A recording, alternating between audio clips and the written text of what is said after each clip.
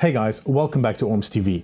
This is part 2 of our series on how to shoot in your camera's manual mode and all the settings related to that. In today's video, we are going to cover shutter speed. So let's have a look.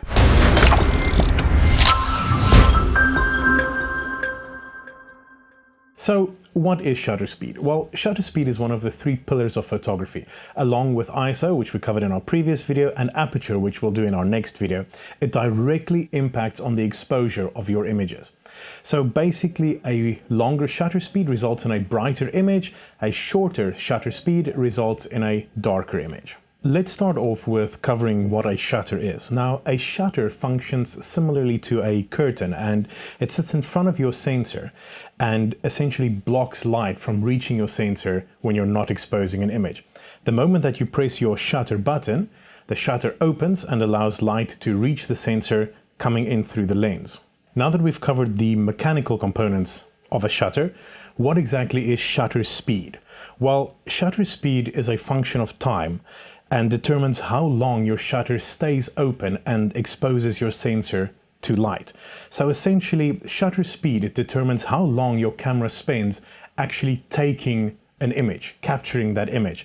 And that directly impacts how the image comes out, over and above just purely the brightness of that image.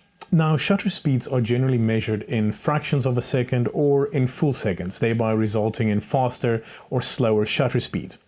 Now, for slower shutter speeds, your shutter stays open for longer, more light comes in, and this increases the brightness of your image at its most basic level.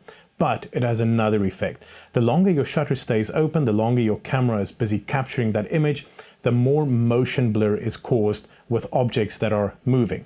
Now, this can be used to very good effect, and think about something like ads for cars or motorbikes where you want to show that movement and indicate speed. And any time that your shutter stays open for longer periods of time, you are going to get motion blur in the direction of travel, and that can be used to very good effect.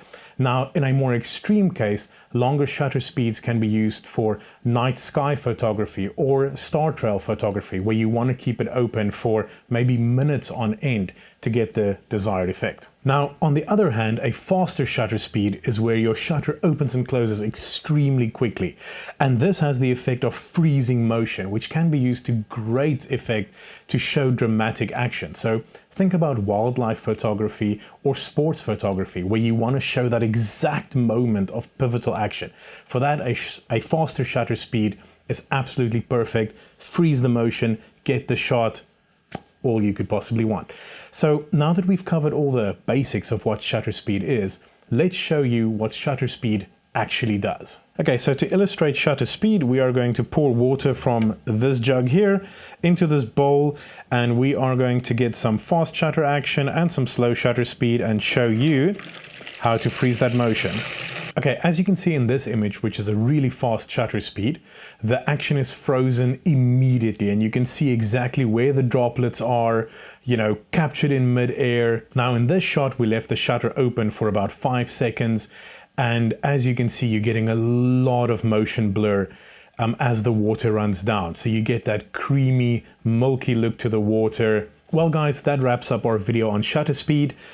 We really hope you enjoyed that. Catch us next week when we discuss aperture. And as always, if you love this video, please don't forget to drop us a like, comment, or subscribe. We love hearing from you guys. Thank you very much.